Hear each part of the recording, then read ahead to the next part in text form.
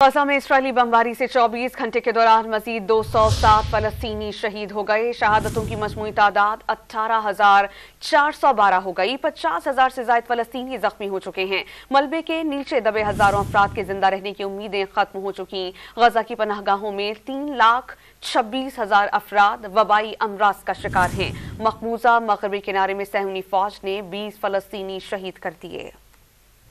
गजा में फलस्तीनियों की नस्ल कुशी 67वें रोज भी जारी है। रफा में 2 घरों पर बम गिराकर 24 फलस्तीनियों का कत्लेआम किया गया। नुसीरत कैंप में बमबारी से 17 फलस्तीनी शहीद और कई जख्मी हो गए। बैत हानून में फलस्तीनियों को पनाह देने वाला अक़वाम मुत्तहिदा का स्कूल तबाह कर दिया गया।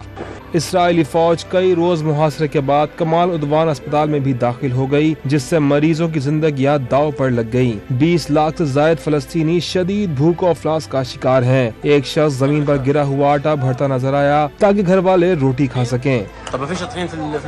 मकबूजा मगरबी किनारे के सबसे बड़े जनीन कैंप में भी सेहूनी फौज ने खूनी कार्रवाइयाँ की। ड्रोन से मिसाइल दाग कर फलस्तीनियों का कत्लेआम किया गया। सेहूनी फौज ने मुख्तलिफ कार्रवाइयों में 20 फलस्तीनियों को शहीद कर दिया। 51 अफराद को गिरफ्तार भी कर लिया गया। कई खवातीन को भी हथकड़ियाँ और आंखों पर पट्टियां बांध कर गिरफ्तार कर लिया गया। इनमें हमास इसराइल मुआहदे से रिहा होने वाले फलस्तीनी की अहलिया भी शामिल है। सेहूनी फौज की जानिब से एम्बुलेंस का रास्ता रोके जाने पर वालिद अपने बच्चे को गोद में उठाए अस्पताल ले जाने पर मजबूर हो गया। बिल्डोजर के जरिए जनीन कैंप की सड़कें और फलस्तीनी इमलाक तबाह कर दी गयी। इसराइली फौज की सरपरस्ती में सेहूनी आबादकारों ने जैतून की फसल को भी शदीद नुकसान पहुँचाया।